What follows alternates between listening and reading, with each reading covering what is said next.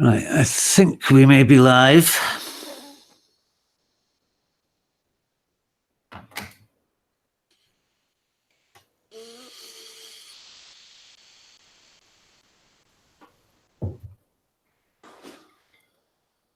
Oh, we are?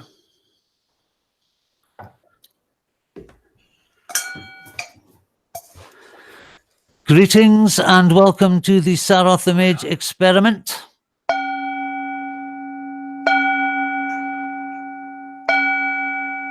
Greetings and welcome to the Saroth Image experiment.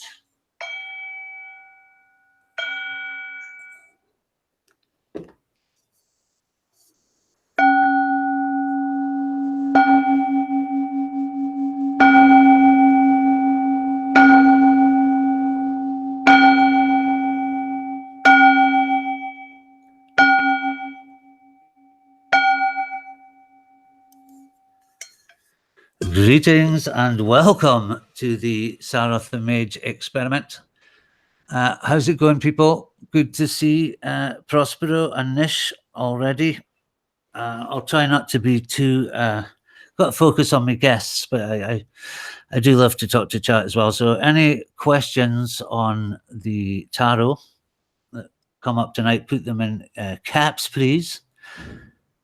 And yeah, Michelle Embree. I actually talked to Michelle way back in last summer on a completely different subject, on a completely different channel. I've just remembered that. Hey, Brandon. Okay. I'll just let a few people. Oh, 9. Long time no see. So yeah, Michelle Embree. There she is. I think she just popped up. Hi. Hi, Michelle. How's it going? It's going really well. It's nice to be here. Yeah, I'm not sure my earphones are plugged in here. 2 seconds.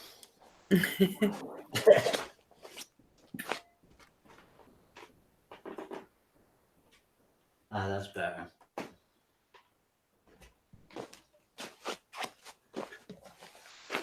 So, hey, Michelle, how's it going?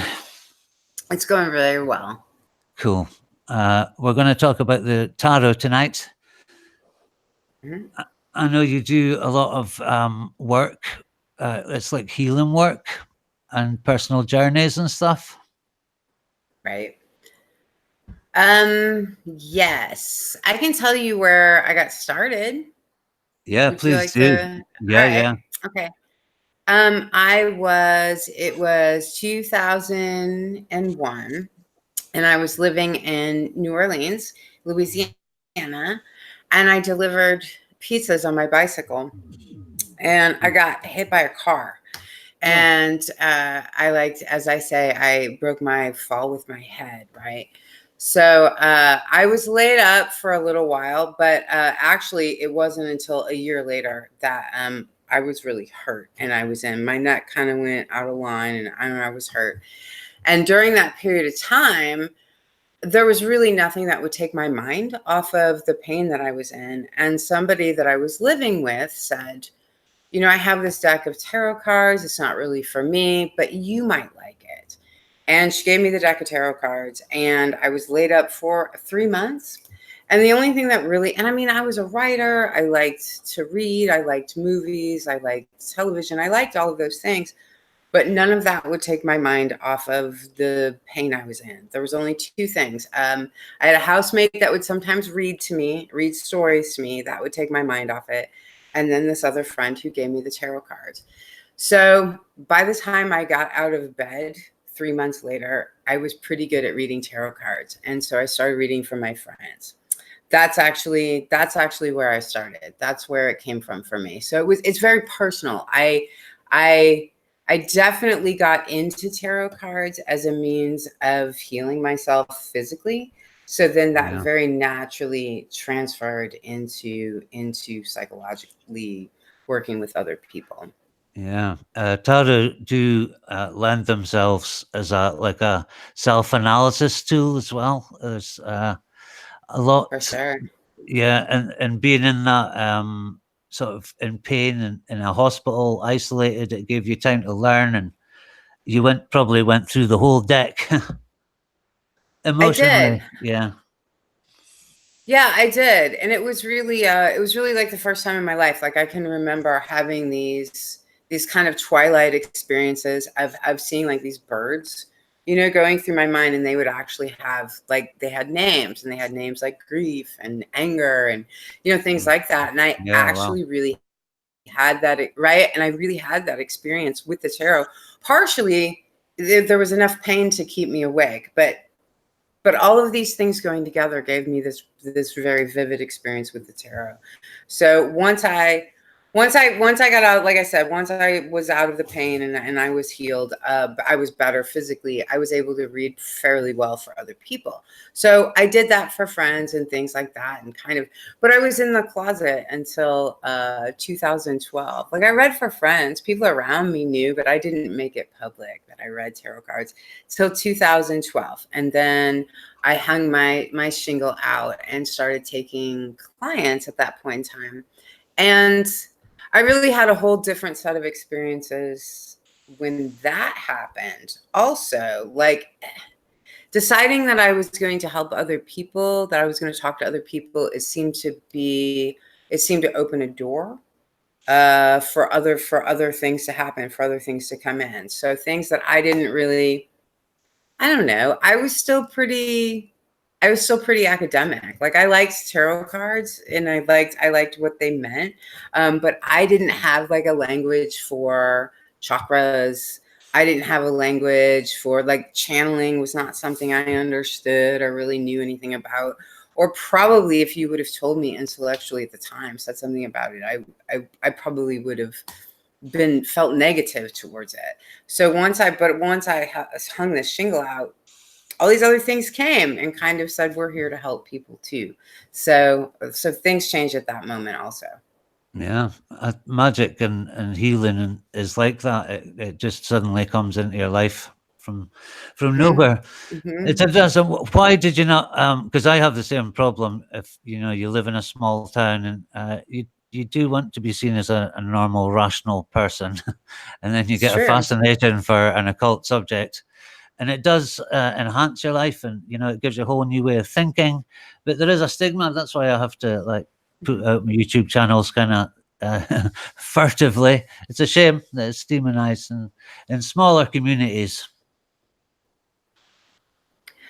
For sure. I don't, and with me, it was part of my process of becoming and all of it though also. Like I just wasn't, tarot cards were cool, that was cool. Chakras, I thought that kind of silly. Like I said, I don't even know if I knew about channeling. A lot of it just had to do with my process. And when I was said, well, I'm gonna work with other people.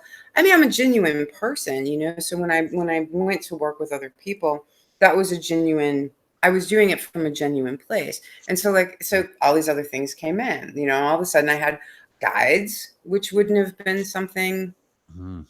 that I would have that I would Yeah. have related to. Mm. Right. And then I started reading, after a while, I like got all these feelings in my body. And it was another friend of mine who said, well, about chakras, right? And I was like, oh, you're kidding. Oh no. Yeah. Oh, yeah, okay. Like I'm one of them now, kind of thing. Yeah. So part of it was just my process of getting over that. And I can even remember I started putting up cards on Facebook every day in late it was December of 2014. I still remember it because I remember the day I thought I was going to do this. I was going to put a tarot card on Facebook. I thought, well, once you do this, that's it. Yeah. That's like once everybody knows that you do this, that's it. And I did think about it before I did it, but since then, like that's it. Like I'm happy to be here. Yeah. It's like that's the initiation, kind of, isn't it? It is You just kind have of, to yeah, it cross is. the weird barrier. Just let it go. Yeah, definitely. No, things have been better ever since, but Yeah. I did think about it. No, it's true. Yeah. So, how's that fed into the work that you do now? And what is the idea of re-enchantment? By the way, you gave me that title, so Oh, I'll let you explain it. I like it. okay. I think, Yes, if I thank you. understand it. Well, Okay, so the idea of reenchantment for me, it works like this. Where do I want to jump in? That's actually a good question. Where do I want to jump in is a good question, because that's where the tarot kind of works. Let me start there. So you have the tarot, which Paul Foster Case said the tarot is a book disguised as a deck of cards. So it's really pretty literally, you can see me, I'm shuffling all the time. But you pretty literally can shuffle up and make all these different stories, right? So that's really what the tarot is. It's the never-ending story, right? So the idea with reenchantment comes for me in particular from a period in my own life where I was recognizing some of the details about traumas I'd had early on. Like I had a very, I think a lot of people do. You have a traumatic start in life, and it's confusing, it's complicated. That uncovers itself in layers over time and these different things. So I went through this period of time in my life, and this is where I went professional with tarot cards. Also, so that's another reason why tarot is a big part of this for me. But what I had done during that particular period of time, which I would say I did this for maybe 2 or 3 years, where I gave a lot of names and characters and dramatizations to different parts of my psychology so that I could understand these different parts, right? I think a lot of times you can talk about shadow work, like you can talk about different aspects of yourself, your memories, your flaws, these different things, and inviting them as a character, because you're really not getting rid of those things. You're not going to get rid of aspects of yourself in general, be they flaws or virtues or any of these other things. And you're not going to get rid of your past. One of the things that we don't get to do is have a different beginning. You just don't. Your story begins the way it begins, and you can alter it as you go on, but you don't get a chance. You don't get an opportunity to change the beginning. So you have these different characters that are part of your psychology, whether that's the story you would write or not. So if we can give them names and we can understand them, and you bring them in, you realize they're not going anywhere. Okay, there's, whatever you want to call your cynic, whatever you want to call your victim, whatever you want to call your saboteur, whatever you want to call these different, because it comes down to archetypes in the end. So whatever you want to name them, right? And whatever you want to call them, you bring them in and you say, I understand that you're going to be here. So, all right, you're going to have you're going to have your say, you're going to have your attitude. If it's your victim, then, we know what they're going to be doing. It's your saboteur. They're a little bit more creative, but they're never going to change, right? They're never going to change what they're doing. They're never going to change what they are. So you give them names and you understand them. And now I feel a little bit like I don't dramatize my own psychology as much, but I do it for other people now. So that's the idea of reenchantment, is that I took a very complicated, messy, kind of dark, and understand at this point that I had done this, that really I'd been through several years of effective therapy. Like I'd had a good cognitive behavioral therapist, and we had been very successful. My problem in the end with that was, okay, so we got some better habits into my life. We got some understanding into my life. We did all these things in my life. And then at the end of it, I said, and now what? And it was like, well, that's it. And I thought, oh, well, that's not good enough. It's not good enough. Like I've had a hard enough time in life. So just managing brokenness didn't really appeal to me in the end. Not that wasn't good work. I needed to do that work. But in the end, that it wasn't enough. I wanted a story. I wanted something. I don't know. Let me put it this way. My childhood was hard enough that I wanted a more magical story than, well, you just got really roughed up and now you're going to code. Just didn't, right? It just didn't, It wasn't as interesting to me as some of the other things that I felt like I could do with reenchantment, which was to actually just take who I am, where I am, not living in a fantasy, but allowing who I am, where I am, to have a story that's more meaningful than just now you get to code. So that's where I'm coming from. Yeah, that's a really cool idea. It's almost like giving things names. You exercise them, you can examine them, and the tarot definitely lets you do that.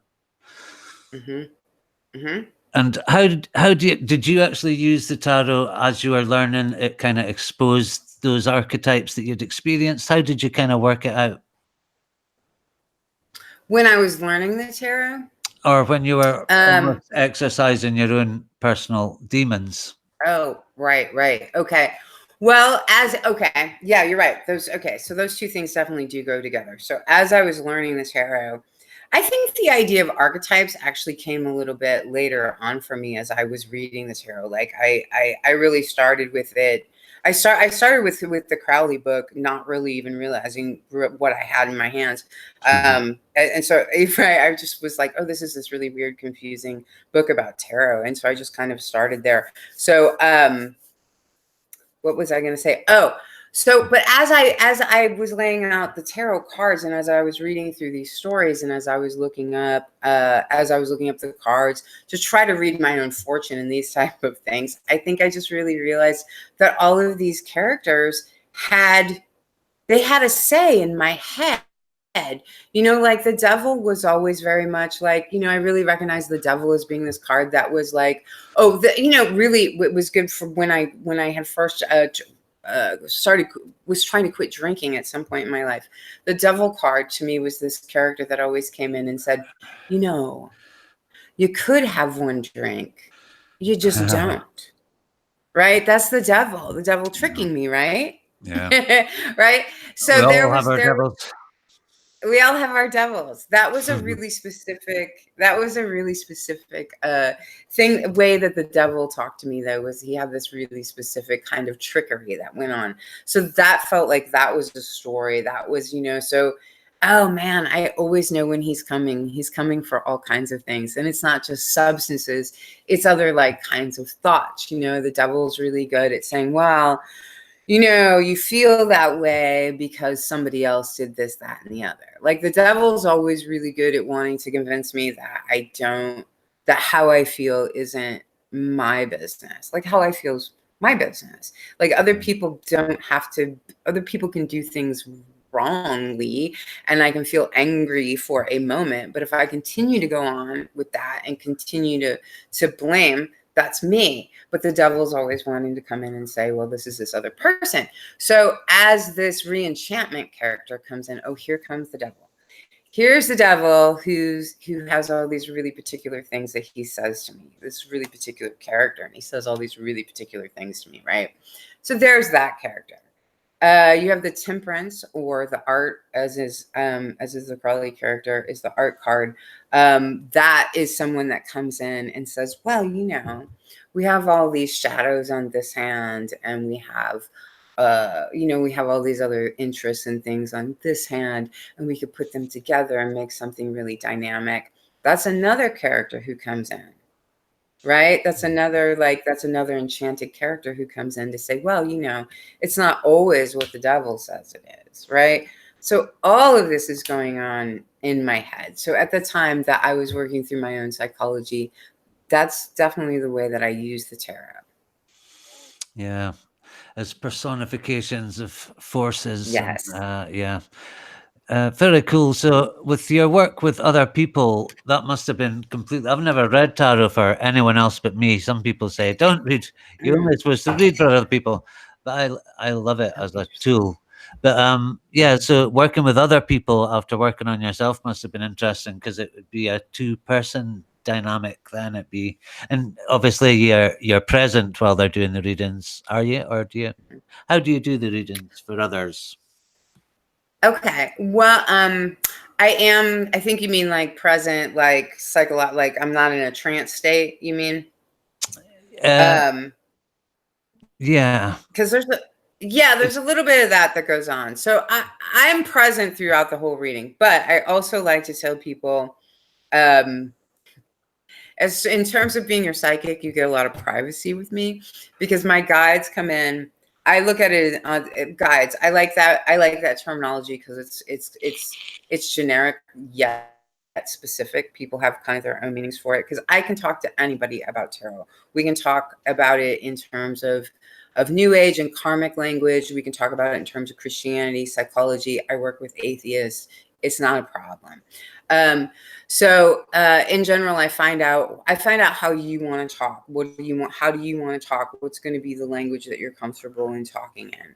And then when I get into the space with people, though, it is unique. I have clients that at this point I have my regulars, but honestly, like when they get on the a phone with them at first, I don't really necessarily remember what all their problems are and all their issues are. But as we get into the reading, I might remember a reading that we did a year ago. Because I get into this space where you become available to me energetically, but only in the space where we're having consent. Like, it's hugely important. Consent is everything. And I'm never ever, I mean, I don't have any interest in working against anyone's consent anyway. That's black magic, that's dark magic, however you want to call that. So it's all about consent in these conversations with me. However, I do go into various kinds of trance states in a way. So when I get out of a session with you, which might be in person, it might be over the phone, but when I get out of a session, I don't necessarily remember everything that we've said. So I'm present, not present. I'm kind of a conscious channel, I guess, at times, but I'm cautious. All my language is loose, right? Yeah.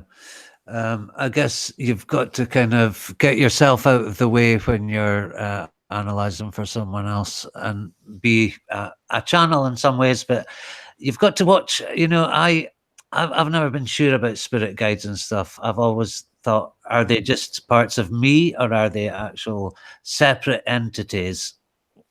Spirit guides, what do you think about them?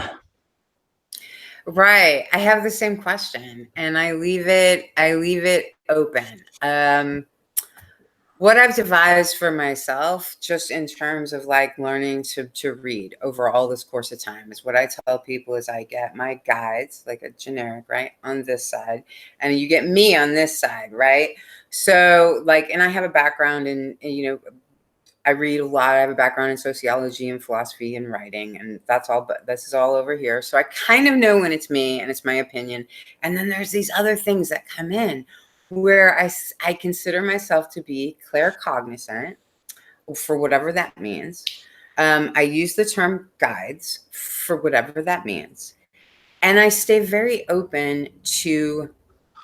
I stay open to what's available, but I also, in terms of information that I feel like comes through this side, but I also stay a little bit skeptical. I mean, I, I'm very cautious about what I tell people, and I really think through it. If you're bringing me, initially, when I started reading for other people, I said, well, I'm not going to talk to the dead. I'm not going to talk to people about their health. Like, these things seem really manipulative and dangerous to me, right? Yeah. Over the course of time and over the course of my work with people, it became obvious that, well, at times I was going to do something along those lines. I don't do direct mediumship with the dead. I will at times get impressions. And initially, I didn't want to have anything to do with that. But if it comes up and it feels right, I will go along with it. I've learned that. Health readings also. Well, apparently, sometimes people want to talk to me about their health. I am always, always, the first thing I say is, I am not a doctor. You're talking to a deck of cards. Like, you need, like I'm very responsible about that.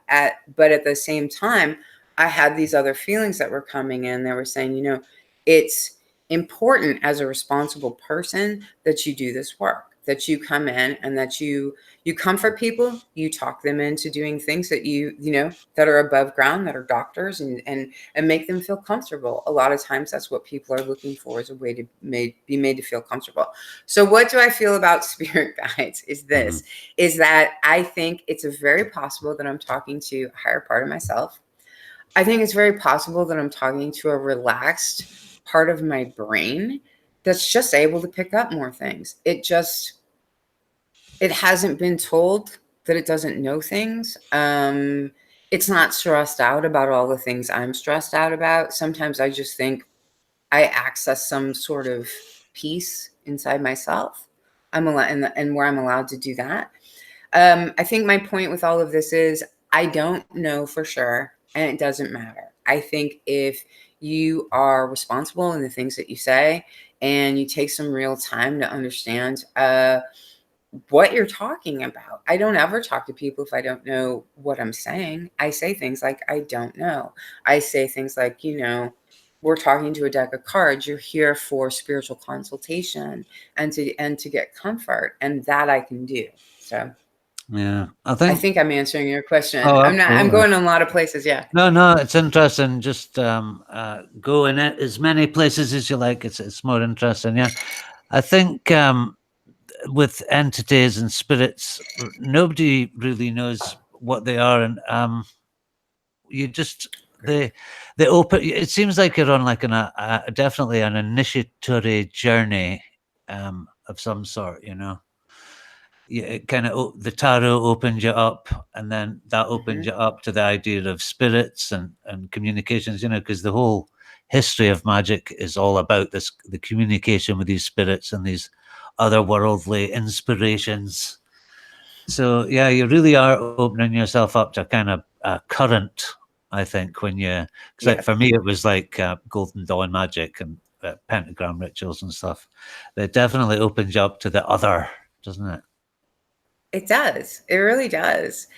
I was I was raised, my mother was atheist, or so she said. She was one of those types of like, she was an atheist who would look for your aura, right? She was, right? She was that type. She was like an atheist who read like Shirley MacLaine. But I think really like she just had some bad experiences with religion. So she had just decided that she wasn't going to raise me that way, and she was atheist.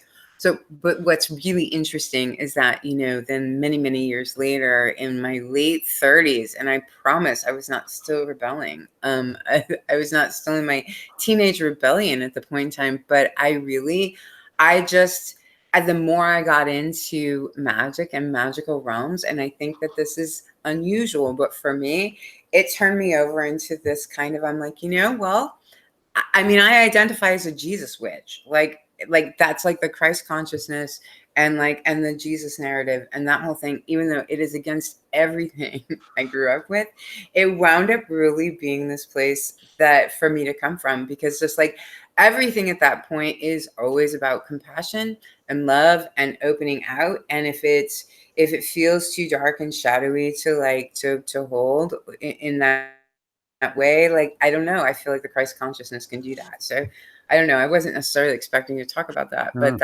but in speaking of different deities, that's really that's where I'm working from, that's where I'm coming from, kind of that Sacred Heart thing. And like I said, that's not something I was brought up with. It's something that came up later for me in life. I'm reading tarot, actually. Yeah. Well, I've been looking into like Catholicism and stuff lately. It's weird where the path takes you, but Yes. I'm just so skeptical. I am a skeptical Right. occultist. So yeah. Me too. and Yeah, me too. Me too. and you know what kind of gets them out? I hate to be going to other territories because I like to keep it kind of esoteric, but there's a lot of conspiracy theory stuff that just drives me crazy at the moment, because everybody just accept these weird channelings that are obviously kind of fake. And that's people buy it up in their millions, and I just wonder how those people can sleep at nights, peddling all that Um, falseness. I'm with you. I'm with you on that. It concerns me a lot. It concerns me a lot. And it's why I put a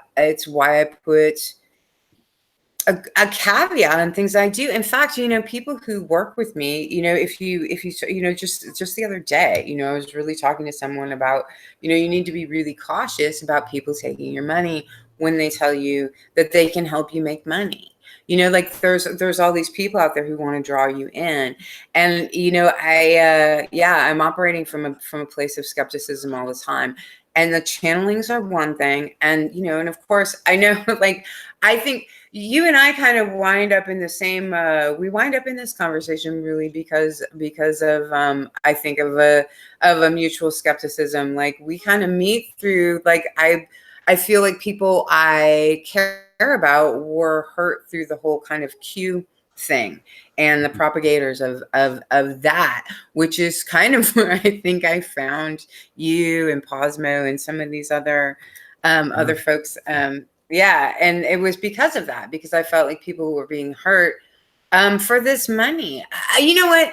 And the Jesus thing is a great place to drop off in that too, because sometimes I really feel like I really have a lot of compassion for anyone who feels like they've been harmed by the church and feels like they've been harmed by the Christian religion, but at the same time, they still need a very similar story to that to feel comfortable. And I think you can replace the Jesus story, really, the Christian Jesus story, which I'm not a, you know, when I'm talking about the Christ consciousness and Jesus, for me, it's not that literal Christianity that I'm talking about, but people want to trade that literal Christianity for aliens. Yeah, I know. Right. So for this rescue, and for me, from the place that I'm coming from, I'm okay with somebody who needs that. What I'm not okay with is exploiting someone who needs that. That's where I'm not okay. People need comfort, and people need to feel they need to feel certain things. You have no right to exploit them because of that. And that's a very deep, that's something that I feel very deeply about. So I'm with you on that journey for sure. Yeah, here. So, do you still write in like a creative way? I do. I know you've heard a couple of my stories. Yeah, actually, Uh, I'll post links to them after the show. oh, good. Yeah. So I started doing these. Okay. So kind of speaking of channelings, so you heard some of those stories. Right. When I do storytelling, that's more of where it comes through. Now, I'm writing those words that you heard. I'm writing all of those things. I'm cognizant of writing all of those things, but they're highly inspired as they go down on the page. They're highly inspired. I mean, there's definitely something that opens up and spills a lot of that onto the page. When I'm performing those stories, it's undeniable. Like, other people in the room are definitely people who are not, you know, people who are kind of straight in their, you know, kind of in their life will say, you know, there were all of these spirits behind you. I saw all of these things behind you. So that's definitely, through that storytelling is definitely where I feel like a lot of, you know, channeling, so to speak, comes. But I'm definitely, let me be clear, I don't have like this message of anything's coming to save you besides yourself. I mean, in the stories that I tell where I feel like I'm channeling, and again, it comes back to that sacred heart kind of idea. In the stories, a lot is I'm saying, you know, make beautiful things. That's literally the title of the story, right? Is make beautiful things, because you become what you make. As I go on, Split the First Atom says, you know, there's a place inside you that can never be harmed. And then we go on into the final story, which you haven't heard. That recording's still on its way out, but we go into Phase Shifter, you know, where you have a character who says, I belong to you. I continue on no matter what happens to you. I live forever and I belong to you. So you have these stories that are there to uplift you and to tell you that you're loved, and to tell you that you can make it here, and to tell you that something goes on after you, and to give us all this spiritual comfort and truth. I think there's truth to that. All of those stories, because of how I feel when I tell them, because of what the audience gives back to me when I tell them. Right. Like, the look on people's faces when I perform these stories is kind of amazing. I mean, if they didn't look at me like that, I would have stopped. So I finished up that particular trilogy, which is the Crush Kit trilogy, but I'm working on other performances and other stories like that for sure. Yeah, excellent. The Crush Kit. Where did that name come from? The Crush Kit trilogy. Okay, so I had the Crush Kit was a name that I came up with later on, but I think now, as time has gone on, here's where I think I came up with the idea for the Crush Kit. And here's what's in a Crush Kit. The Crush Kit is a book that's actually a box that's full of our every little thing. So it's our record of our every little thing. It's ticket stubs and receipts and notes left on countertops. It's don't go and don't stay, dear Jane, dear John. It's all of our little things, right? Every little thing that we are is inside the crush kit. So where I think, and in one of the stories, she goes and she records a song of the Badlands sing a love song to the ocean that once was theirs to hold. So the Badlands sings this beautiful love song, and that goes into the crush kit. So it's not just paper items. It's all of these things, feelings, songs, words. All of these things are in the crush kit. Where I believe that I came up with this idea where it was first introduced to me, I think, and it took me a minute to actually put this together. But years ago, I lived with her, but I didn't know her all that well. I mean, we lived together for maybe a month. She was a housemate years ago. And she had been seeing a guy, and a real nice guy. I remember him. I remember him really well, actually. And they broke up. And after they broke up, he sent her this box. It was actually like, I don't know. People these days may not remember checkbooks anymore, but it was a checkbook box, I remember and checkbook. it had right. So it's just a box, about this size, and he sent it to her in the mail, and she opened it up and had all these little things in it. And it was little things that she had recalled from their relationship. But the one thing in particular that I recall that was in the box, just little things. And it was this tag, like a tag, like in the collar of your clothes, right? And it was this tag. And she was like, why did he send me? What is that? Why did he send me this? And I said, well, what is this? And she said, oh, well, this tag, we went out one day and this tag was bothering me. It was itching me. And he took it out of my shirt, but he kept it. Now he sent it back to me. And, my immediate response was like, well, he loved you. He loved you. He didn't know what to do with these things later, right? And like I say, like, I don't know if somebody had sent me that box, I might have been as confused and irritated as That's she kind of was. sad. Yeah, right. So, but as an outsider, it all the little items in the box. I don't remember the other items, but there were other little things, but they were that minuscule, like that her tag from her shirt, right? So anyway, I never really forgot that story. And then years later, in my own writing, then here comes the crush kit, and I slowly kind of put it together. I'm like, it comes from that moment when I realized here are these little things. They're so meaningless. A tag in your shirt, a ticket stub, a receipt, whatever it is, a button, these little things, they're so meaningless, except in the moment, when you are, I don't know, when you're in love, when you're in grief, when you're in obsession, when you're unrequited, whatever it is, these little, whatever it is, these little things, because, it's love for your pets and your parents and your kids and everything else. But these little things, they take on these huge worlds all their own. And then when that love collapses, I don't know. I don't think it could ever have been a tag ever again for him. I don't think the things that were in that box could have ever just been little Yeah. things ever again. Oh, they became sacred objects, didn't they? Really? Yes, they did. They did. They really did. And he had to send them back. So Yeah. I think that's where it came from, That's very romantic. right? I was thinking of something else there along the lines of, oh, where was it?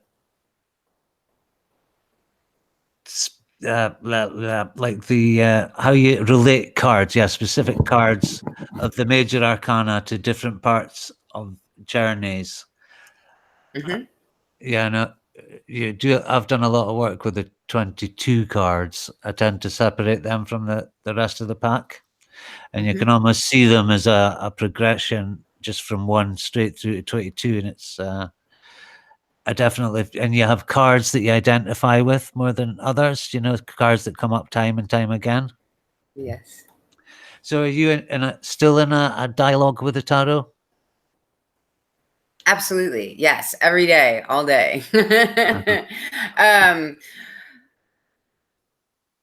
with the 22, with the major arcana like that, you do it a few times though, don't you? Like, I mean, you go through that Oh yeah, story, like, you go through every yeah. one. It's like cycles, I know, and right? you never reach the end.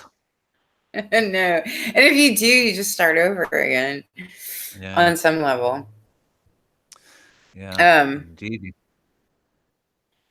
I think, overall, I relate to the high priestess kind of all the time, really just as a tarot card reader. I feel like I relate to her all the time. And then temperance or the art card is a big relationship for me. Strength, the Queen of Swords, those are big personal cards for me. Yeah, the tower is a frequently recurring Oh, one in yeah. my life. But I've seen it, Yeah. I always rave on about it because I see it as a really good card, actually. Because, well, kinda, because you've got to keep renewing, breaking down and renewing, and that's like the magical process for Sure. me. Is like you've got to break down old programs and release all that stuff and work upwards towards Christ consciousness or whatever that transcendental thing that we're aiming for. Yeah. And it's cool. And of course, the box is the tarot itself. So everything reflects back to that idea that all those years ago in hospital. Hmm. Mm-hmm. Mm-hmm. It's true. So that's quite a journey right there. It is. It is indeed. I mean, I don't know, and so many other ones. You can relate. You can relate to the tarot to any journey you've had in your life. But that's definitely that. When I teach tarot, that's definitely where I start. Is with the story of the major arcana as kind of as a singular story. If you like, you can take it through the different stages of life. It can be a single story. It helps people learn, even though we kind of go over it like a spiral, I guess. Yeah. And I guess at some point, your clients would feel like they could either read their own cards or they wouldn't really, they would be eventually, you would learn them on your own and you would just start using them on your own. Yeah, I get. Yeah, I mean, maybe I don't Or know. I think that's well, so maybe not. complicated. Yeah, maybe not everyone is. Yeah, I see what you mean. Not everybody has the time for a start. No, they don't. I don't know. And reading cards for myself is so different than reading cards for other people. For me, I don't know. I'm always, I don't know. I'm always convinced when I put down cards, I'm like, oh, well, you didn't mean that, not for me. But with a Yeah, client, like, I'm always like, whatever comes out, I'm like, well, we need to work with what's here. But with myself, I'm like, okay, do over, do over. yeah, yeah. So You cheat. Yeah, that is the yeah, thing. That's why they tell you not to do tarot for yourself because you always cheat and say, "Well, you that always one, cheat. I can shade that into a good card if I compare it to that one over there." Right. But then sometimes they're such tricksters, which is like the nice thing of like Oh that's yeah, a great thing you learn from Crowley. That's one of the best things I think you learn from his teachings. Is he's like they're all tricksters. yeah, But you can really see that when you're demanding to get what you want from tarot, because after a while it's like, oh, okay, 10 of Swords, 8 of Swords, 9 of Swords. That's what you wanted, right? This is what you're looking for, right? Death. It's yeah. good. That's what you wanted, right? And then that's when I'm like, oh, right, right, right. You're tricking. You're messing with me now. Yeah, I used to think different decks had. I don't believe it now in my super skeptical years, but I used to think that decks had different energies because I mean the Crowley Tooth deck has so many really cruel sword cards, and I used to always get them, and I would have to go away and use another deck because the readings were always so dire. Well, of course, though, with you, but you're in your head. You're an intellectual person, so like you're gonna have lots of swords. Yeah, That's gonna yeah, be a thing for you, always probably. the most bloody ones, but no. Yeah, right. That's No, why I that's switched to the right. That's why I switched to the I Ching. Oh, you did. You did. All right. Yeah, All right. I I'm kinda. familiar with I that a little still I bit. still use tarot a lot. I read about it probably more than I use it, sadly. Gotcha. Oh, no, I use it. It's a hardwired part of my life. I use it for myself, but then I'm working with clients or teaching pretty regularly. So it's definitely a regular event in my life. But yeah, those swords, you know what? That's where okay, so you're working with the I Ching. That's what those swords, what it's the saying, life is pain, but suffering is a choice. right? Isn't Yeah. that's a Buddhist concept, right? Yeah. So life is pain, but suffering is a choice. That's what those swords are all about, because the swords are about the intellect. So that's where you're, because like you break your leg, it's gonna hurt, right? Where you're going to suffer is when you're like, well, of course I broke my leg. Of course, my leg on Tuesday, on my mother's birthday, or whatever is going on with you.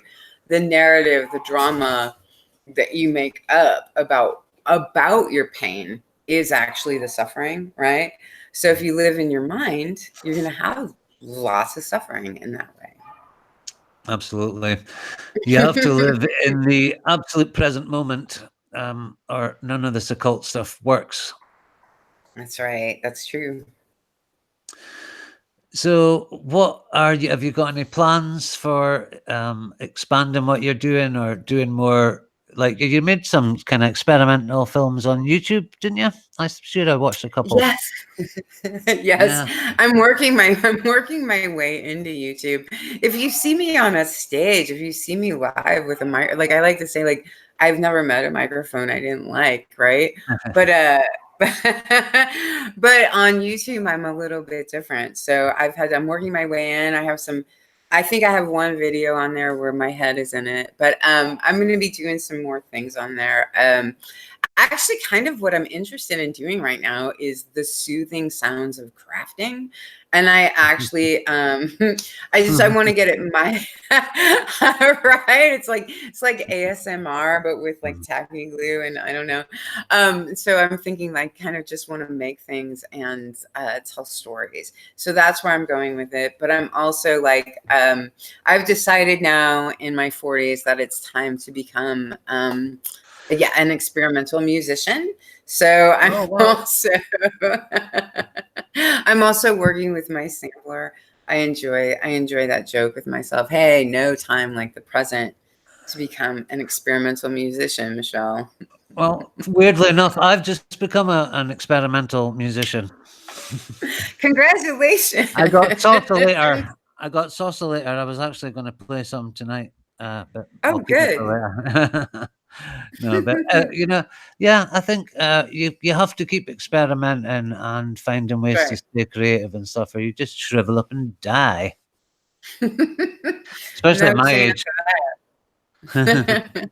Especially at my age. Yeah. I don't know. I don't think you're that much older than me. I mean, didn't you say you just turned 50? Yeah, yeah. See? Just the other, well, a month now actually. I've got, Well, happy yeah, birthday. yay, 50. I made it. I'll be 47 tomorrow. Wow. Oh, really? Wow. Mm-hmm. Congrats. Thank you. That's nice that you've come on here on your birthday eve. Thank you. Very kind of you. So, what birth sign does that make you? I'm a I Taurus. never remember. A Taurus. Oh, I don't know. Mm-hmm. Don't know many Mm-hmm. Taurus. So, We're are you lovely. are you into astrology as well? A lot of people like to combine tarot with other systems like the Kabbalah and get Mm-hmm. all complicated Hebrew letters. Do you pull any of that into it? Not as much, but it's on my list. I don't know that much about astrology, really. Probably most that I do know about it is from tarot, and then it's like my list for next year is to know more about astrology. So it's coming. It's got too many numbers for my liking. I've never learned either. Yeah. The tarot is definitely better for like you can like free improvise kind of with the tarot as well, can't you? You can all depending on the context of the cards, it can you get away from book reading and book associations quite early on if you work hard, don't you?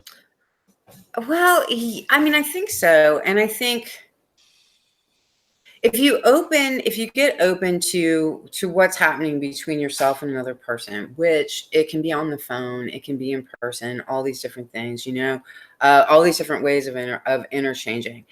There's one in particular that comes to my mind where I laid down a 5-card narrative, which I can get a lot from 5 cards, and I looked at it, and the last card was the Three of Cups. But for some reason, that day when I looked at this narrative and I looked at that Three of Cups, when my eyes landed on that Three of Cups, I looked up at this person and I said, "You're impossible to please." And she said, "Oh, you're right." Now, that's not always necessarily, it has to do with the whole line of cards. But my eyes have never before or since landed on the Three of Cups and had that exact thought. It's not an inappropriate thought. It goes with the Three of Cups actually quite well, depending on what other cards are around it. However, it really only happened that one time where I just heard very clearly, you can't be pleased. And I was right. And so I think that tarot, it opens it up to that moment and to what you're getting in that moment and what another person really wants to tell you. If you don't want to tell me something, I'm not going to know. And I will have people too that will sit down in my chair, more when I'm doing the fairs than they will. Like my private practice is mostly on over the phone. And I get my regulars usually a lot, but at the fair, people will sit down. And a lot of times I can really tell that they're holding in and they want to have a tarot card reading, but they don't want me to get into all of their really personal business. Like they really want to talk about like, well, I'm thinking about changing jobs and my kid's having a little bit of trouble. They want to talk about those things. But it's interesting because I can feel that part of them is like dying to talk about these other things, but they don't really, really want to. I don't push there. Like if they really, really wanted to, I wouldn't be able to help it. I would look up and I'd say, "You're scared to death," or whatever. Like I wouldn't be able to help it. Yeah. So I think tarot is open in that way. That's really cool. Yeah. It allows me to be in the moment with people. Yeah, absolutely. And yeah, that's groovy. I think we'll have a look in chat and see if we'll get some questions from chat if anybody's got any. All right. Hey, Rennie de Blanc, Nish, Out of Mind. Oh, the Modern Hermeticists. Charles Williamson. Lots of people in tonight. King Widow. Hi. Lisa F.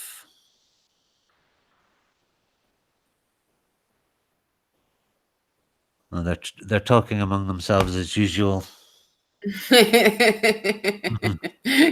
That's good. Yeah, the star is another one that comes up for me a Yeah. lot. Number 17, but I am an Aquarius as well, so that What's your seems to take on the star? it's all like the star 17 magic, Mhm. inspiration, breakthroughs, balance. It's got a lot of Balance, yeah. yeah, but it's like in psychedelic adventures I've had before. Mm, I've felt like I was almost a ectoplasm reaching out into space. really. And you're standing at the edge of that the universe looking down. That's a star. Nice. I love that. That's beautiful. That's Yeah. beautiful. So you read the book of the Crowley's accompaniment to the Thoth deck is yeah, you've got it on your shelf, don't you? Yeah. It's funny because I told you that somebody gave me a deck of tarot cards, and it was the Rider Waite deck is what she gave me. And I laid in bed with some books from the library and learned to read the cards for the most part. But after I was better, I went down. I was living in New Orleans in the U.S. in Louisiana, and I went down the French Quarter, and I went like looking back, I'm like, this guy is such not a nice guy. But at the time, I didn't know any better, and I went into I think the store was actually called Esoterica at the time in the French Quarter, and I went in and I said, do you have a good like book on tarot? And he said, well, Thoth book, that's what you want. And I was like, oh, okay, thanks. Like, Mhm. I really was, like, looking back, I'm like, he didn't care what I needed or wanted at all. Mhm. But I bought the book. And the thing about it was I just was like, I had a background. I had studied philosophy formally in school, so I was really accustomed to reading things that I don't understand. That didn't really like it No. doesn't really turn me off. That's like right. So I think anybody else would have put that book down, but I was like, oh wow, I don't understand any of this. I should read it 15 times. And so that's kind of what I did in conjunction with the Rider Waite. Like I was so out of my element that it wound up actually in the long run giving me a really interesting perspective, because in so many ways, like, my understanding of the Rider-Waite deck is completely anchored in the Crowley work in a way Mhm. that even I can't explain at times. So that's my again, that's my story. But that guy in that store, he was not actually trying to be helpful. Yeah. It's a curse. Yeah. No, it is very baffling writing a lot of it, but I think Mhm. the Thoth book is a little bit more understandable. That he's written for more uh, harder books like Magic Without. No, it's a Magic and Theory and Practice. That is Okay, the I most don't know that one. incomprehensible book I've ever picked up. Mhm. But see, it's fun, and it gets to you on some other level, though. I think No, it it gets to you definitely on does. another level. Yeah. Yeah. And things will click later on. There's always something that'll click later on. You go, oh, that's what that meant. That's what that meant. Yeah, absolutely. Like the tarot, it's just a never-ending journey of exploration, really, isn't it? Of Hmm. ourselves, I think, is mainly. Mainly, I mean, I think that's the main thing. And I feel like there's a lot of tools in tarot. I mean, you're talking about the star card. There's so many tools within the tarot story to really help people when they're at certain psychological Mhm. points in their life. Yeah, go ahead. The star's got What a were you saying? bit Jesus energy to it as well, really, when you Yeah, think you're about right. it. Because You're right. I was really skeptical about, skeptical, that word again, but looking at religions and stuff, and I couldn't stand them. I thought they were oppressive and all negative. But the more I've looked into them, I've found there are some negative aspects, but there are good things about all major religions and philosophies. I know Hmm. it sounds right on, but it's true. I do think all roads lead to Rome in the end. Yeah, I think that's probably true. I think that's probably true. You know, I had a really, good yeah, people thrive in any system, don't they? they do. No, that's true. That's true. I mean, my ideas definitely changed in that regard. It was only a few years ago. A woman I knew had died really suddenly. And I think she'd been involved in some dark things. And I had this whole experience with her after she was gone. And it was kind of an intense experience, but I had gone like inside of myself and I was like, what am I supposed to do here? Like, this person that I don't really know, that I always thought was into some kind of things that were a little shadowy for my taste. She wants my help. She's dead now. She wants my help. What do I Mm, do? And it came through as this, like, and I couldn't believe it at the mm, time, is the whole thing, because it's not my thing. Dead people are not my thing, number one. And then, like, number two, like, wasn't my thing at the time. And so, but what had come through was, you gotta this sounds so crazy. I'm glad I'm on YouTube. Um, uh, it came through that said, we got to wash our soul in the blood of Christ. And I was like, oh, all right. Well, if that's what I got to do, that's what I got to do. But then, like, then I had this real emotional experience with it. It wasn't intellectual. I mean, it was weird. What I was doing was odd. Luckily I'm in a situation where I'm able to do rituals like that, or whatever, and people don't think it's that odd. I'm fortunate, but anyway, afterwards I had this personal relationship with Jesus, just like they always tell you. But that was only a few years ago. And I really, if it hadn't come through like that, just somebody saying like, I want to tell you about Jesus or whatever, I was like, no, thanks. I gave it the office, but that's it. But she was dead and she needed help. So I guess I listened. That's fascinating.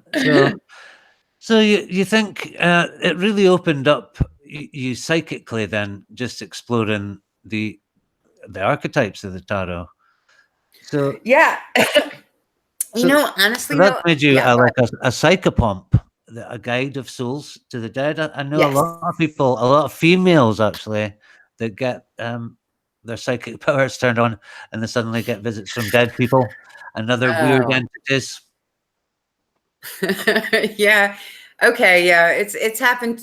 Well, yeah. Okay. It's happened a couple of times. Oh. I'm open when it's the kind of thing where I'm like, well, I'm here if you feel like I can do this good, but I'm not really like just this open highway where I'm like crossing all No, these you don't lost want to souls. encourage them. No, You don't want, no, I don't, and I don't.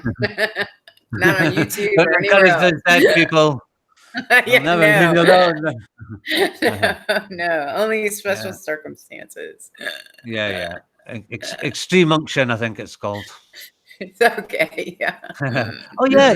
That's another thing I meant to ask you about. You say you're ordained minister. Is that? Yeah, I was surprised when I read that. Well, that's the thing where you type your email in to the Universal Life Church. All you have to do is type your email in, and then you're an ordained minister. But for $8, you can get a card for your wallet, which I did. But it also means, at least in the States, legally, I can counsel people. So yeah, without all the red tape of psychological, like you being a trained psycho. Yeah, that's a good way, because a lot of people need counseling that's not, cognitive behavior therapy and all the tried and tested ways. no. So No, sometimes. Go ahead. No, go ahead. No, sometimes people, the way I put it is people need a bigger story, or they need a better place to land. A lot of times, just like you go through and like cognitive behavior therapy did a lot for me. I'm a big proponent of it. I really do a lot of it in my sessions in tarot. I'm actually doing a lot of cognitive behavior therapy with people when I'm in session. But for me, like I said, like it just, at the end of the day, it wasn't enough. Like just being a traumatized person who was coping, that wasn't enough for me. Like I just needed a bigger story. I needed a way to let the disappointment go behind me, to make something ahead of myself. And I didn't feel like therapy gave that to me. I didn't feel like therapy gave me something to look forward to. I felt like it gave me more coping, and so that's where I come in with people. I'm like, all of this goes together, but you need a story that's worth living. Like, what's the point? Really bad things happen to you and now you're coping. Well, who cares about that? Really bad things happen to you and now you're coping. And guess what else? You have all of this creativity, and you have all of this compassion, and you have all of this knowledge. You have all of these things, and you have this stuff to offer other people. You know what it means to look at disappointment that won't dissolve, disappointment that stands in the way of the life you'd really rather be leading. You know what that means. That makes you somebody special if that's what you want to be. And not that trauma makes you special. But what does make you special is overcoming it in this way that says, I have a bigger story to tell than just coping with something that never should have happened to me in the first place. That's it. I don't want anybody to feel like I always say in my when I teach my tarot classes, I'm like, listen, being the victim of a crime is not how you get special. I don't want anybody to like ever think that. But at the same time, like at the end of the day, there's more to do here than coping with the worst things that have ever happened to you. That's all. Oh God, absolutely. So it gives you something to. I've always thought that the mystery schools and the symbolism and the story, the perennial philosophy, it does give you an idea that you can transcend your conditioning and your normal reality, and really enter into that psychic space, isn't it? It's like a doorway. Yeah. Tarot is a doorway to all the mysteries, really. It is. Agreed. Agreed. Isn't that where you start if you're going to have a magical life? You start with some kind of divination. Yeah, well, Cards I or certainly did. pendulums or something. Yeah, I think most people would Yeah. say that that was how they started. Yeah. Yeah. Okay, that's a pretty good place to wrap up. I think, Michelle, you've been absolutely fantastic. How can we contact you and stuff? Have you got any stuff you want to tell us about now? Yes, go to michelleembree.com, and that's my website, and that'll tell you about what I do and how to get a hold of me. I use my real regular name everywhere, and I am active on Twitter, Instagram, and Facebook, and I'm probably friends with a few of you that are watching anyway. So please find me. Groovy. Thank And you so much. Oh no, it's been an absolute pleasure. I wish I had more time, but oh yeah, I forgot to tell everyone. I think everybody knows, but I had a fantastic journey up to now, and then I got sacked from my job about 6 weeks ago, and now I've been reinstated. So I got one back on appeal. So I'm starting again Yes. tomorrow, or I would say much later. Excellent. But that's really good news, and It is great news. yeah, and I did a little sigil about it before. If you've ever got a 50-50 kind of, it can go each way. Always do a little sigil to help it on its way because they never fail. Okay. Nice. Yeah. Well, thanks very much, Michelle. You've been absolutely Thank you so amazing. much. Hopefully, get you on again sometime because you can only just scrape the surface in these little conversations. Maybe we'll do some readings next time. Yeah, definitely. That would be good. All right, Michelle. Cool. Thank you very much. I'm gonna stop now. I'll just bang my gong a few times and say goodbye, everyone, in chat. Okay. Good night. Okay. Night, Michelle. Cheers. Thank you very much. Right. Thanks, guys. So we've got oh, I haven't got enough hands. Thank you, King Widow, Lisa F, Charles Williamson, or Darcy. Thank you very much. Nish, Ethan Ross, Rene DeBlanc. Nice to see you. Names, Policy, Oswald Spengler. Wow, loads of people in tonight. Sorry if I miss anyone. I usually do. And I regret it. Oh, out of mind, I don't think. Oh, Modern Hermeticist, yeah. Might have mentioned you before. Right, that's everyone. Thanks very much, guys. I'll be checking in again soon. Back to work tomorrow. Thanks very much. Good night.